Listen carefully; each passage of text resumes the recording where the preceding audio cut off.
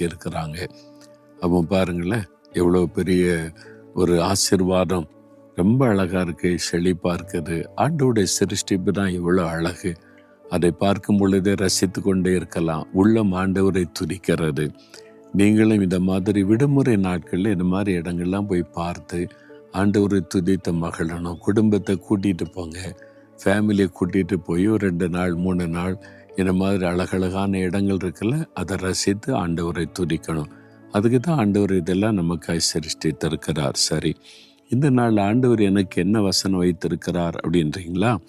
1 தெசலோனிக்கேயர் 5ஆம் அதிகாரம் 23ஆம் வசனம், சமாதானத்தின் தேவன் தாமே உங்களை முற்றிலும் பரிசுத்தமாக்குவாராக.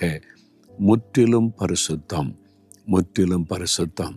சிலருடைய வாழ்க்கையில் ஒரு பகுதியில் பரிசுத்தம் இருக்கும், இன்னொரு பகுதியில் பரிசுத்தமாய் இருக்க மாட்டாங்க. வீட்டுக்குள்ளே ரொம்ப பரிசுத்தமாக இருப்பாங்க, வெளியில் போனால் அவ்வளோதான். அல்லது தாங்க இருக்கிற பகுதியில் தெரிந்த மக்கள் மத்தியில் பரிசுத்தமாக இருப்பாங்க, தெரியாத இடத்துக்கு போனால் இஷ்டப்படி இருப்பாங்க.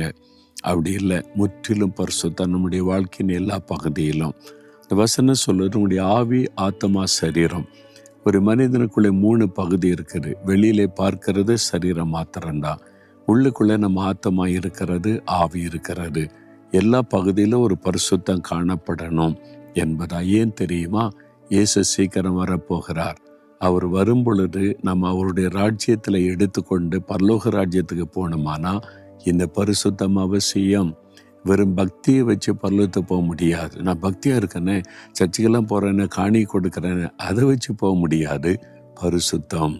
அப்போ நம்முடைய கண்ணின் பார்வையிலே பரிசுத்தம், சிந்தனையிலே பரிசுத்தம், பேச்சிலே பரிசுத்தம், வாழ்க்கையிலே பரிசுத்தம், குடும்பத்துக்குள்ளே பரிசுத்தம், பிஸ்னஸிலே பரிசுத்தம், வேலையிலே பரிசுத்தம், எல்லாத்திலையும் பரிசுத்தம். இப்படியெல்லாம் வாழ முடியுமாங்க அப்படின்னா, முதல்ல நீங்கள் விரும்பணும், நான் முற்றிலும் பரிசுத்தமாக இருக்கணும். இயேசு கிறிஸ்து வரும்போது பரலோக ராஜ்யத்துக்குள்ளே நான் பிரவேசிக்கணும். அந்த முற்றிலும் பரிசுத்தமாக இருக்குன்னு விரும்பணும். 2வது,